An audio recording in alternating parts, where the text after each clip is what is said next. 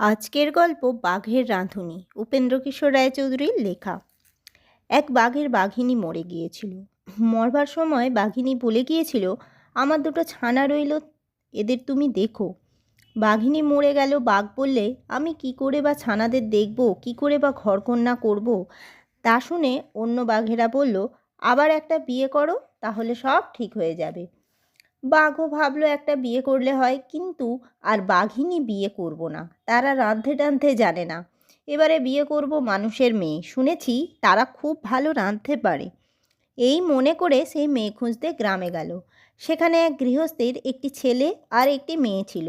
বাঘ সেই মেয়েটিকে ধরে এনে তার ছানা দুটোকে বললে, দেখ রে, এই তোদের মা।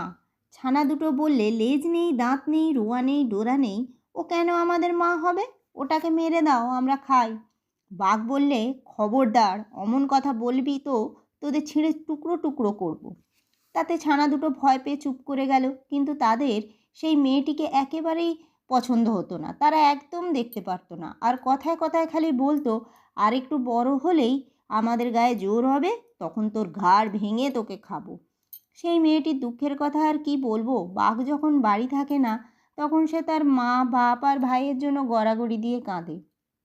বাঘ এলে তার ভয়ে চুপ করে থাকে। এমনি করে তার দিন যায়, আর তার মা বাপ কেঁদে কেঁদে অন্ধই হয়ে গেল।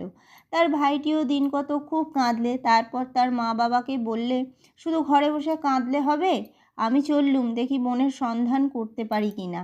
এই বলে সে ঘর থেকে বেরিয়ে খালি বনে বনে ঘুরতে লাগলো। ঘুরতে ঘুরতে শেষে সেই বাঘের বাড়ি এসে তার বোনকে দেখতে পেল। বোনটি তো তাকে দেখেই কাঁদতে কাঁদতে বললে, ও দাদা, তুমি কেন এলে? বাঘ এলেই যে তোমাকে ধরে খাবে। ভাই বললে, খাবে, আমি তোকে না নিয়ে ফিরছি না, এখন আমাকে লুকিয়ে রাখ, তারপর দেখব। তখন তারা দুজনে রান্নাঘরে একটি গর্ত খুঁড়ল। মেয়েটি সেই গর্তের ভিতরে তার ভাইকে বসিয়ে শিল চাপা দিয়ে রাখল। তারপরেই বাঘ এসে তার ছানা দুটোকে নিয়ে খেতে বসলো।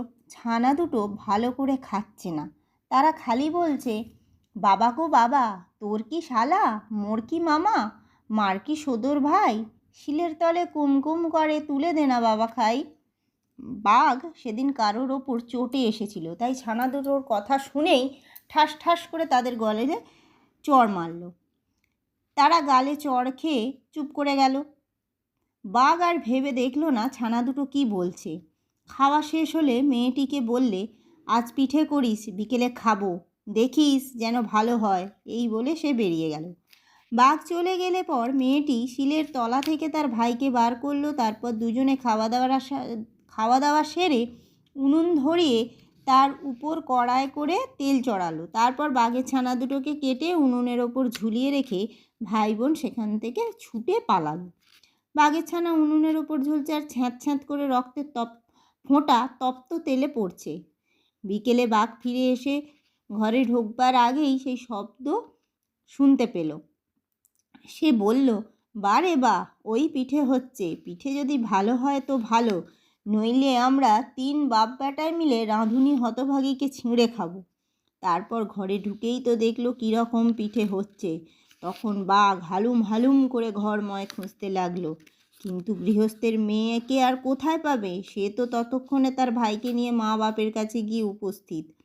আর গ্রামের সকল লোক ছুটে এসে তাদের নিয়ে কি আনন্দই যে করছে তা কি বলবো।